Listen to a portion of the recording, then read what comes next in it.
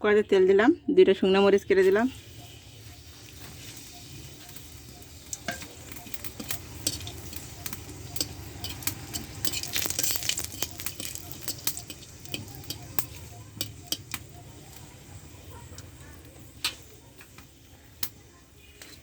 সিদ্ধ করে রেখেছিলাম কচুরমুখী। দেখছেন হালকা হালকা নীল কালার হয়েছে, কারণ কচুরমুখীগুলো পুরানো হয়ে গেছে, এগুলি সিদ্ধ করে নিয়েছি, যার কারণে এরকম কালার হয়ে হয়েছে। শুকনো মরিচ ভাজা হয়ে গেছে, এবারে আমি ঢেলে দেবো। কচুরমুখী আপনারা একটু শক্ত করে সিদ্ধ করে নেবেন, তাহলে খুব সুন্দর লাগবে খেতে। কিন্তু যদি অতিরিক্ত ভেঙে যায়, গলে যায়, সে কচুরমুখী ভালো লাগবে না খেতে।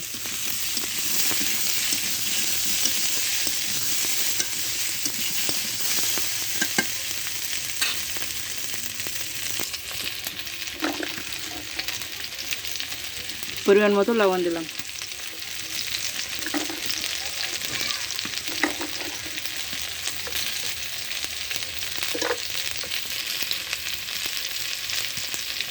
পরিমাণ মতো শুকনো মরিচের গুঁড়ো দিলাম,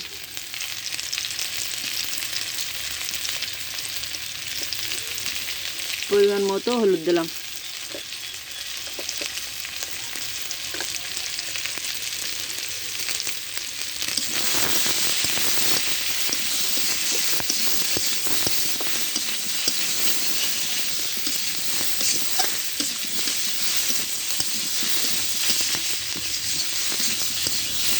এবার আমি 2 থেকে 3 মিনিট ভেজে নেব।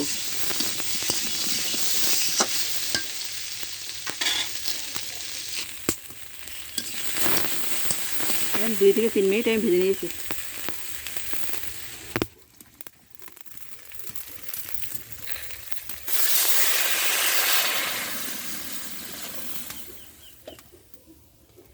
পরিমাণ মতো ঝোলের জল দিলাম,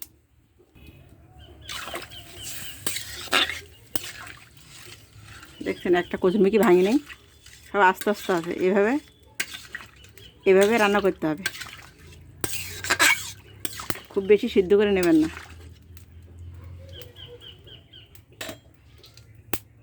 এভাবে আমি 2 মিনিট ফুটিয়ে নেব। যে তো গোলমরিচ, কালো জিরা, সাই জিরা বেটে নিয়েছি, এর সাথে আমি কাঁচামরিচগুলো বেটে নেব।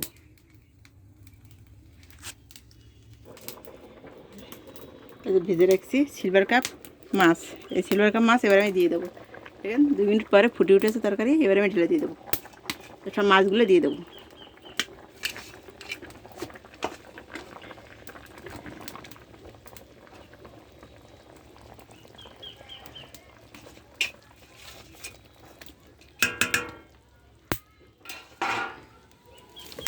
চুলা নিভে যাচ্ছে, ডাল দিয়ে রান্না করছি, এর ডাল তাড়াতাড়ি জ্বলে যায়।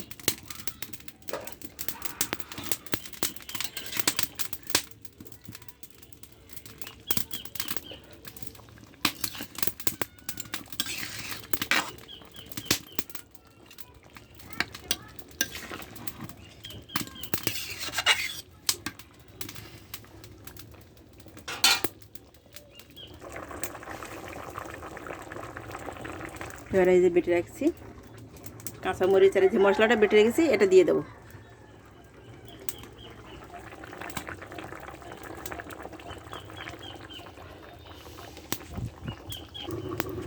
মশলা দেওয়ার পরে আমি 2 মিনিটের জন্য ঢেকে দিয়েছি।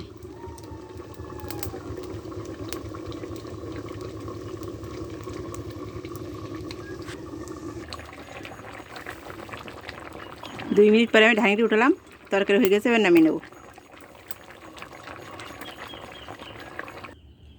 দেখুন কচুরমুখী দিয়ে সিলভার কাপ রান্না করছি। সাধারণভাবে আপনারা এভাবে রান্না করবেন, ভালো লাগবে খেতে। আমাদের ঠাকুরমারা যেভাবে রান্না করতো ঠিক সেভাবেই রান্না করছি, গরম মশলা ছাড়াই, খুব সুন্দর লাগে খেতে এবং ভাত খাওয়া যায় বেশি। আপনাদের যদি এভাবে ভালো লেগে থাকে সাবস্ক্রাইব করে দেবেন।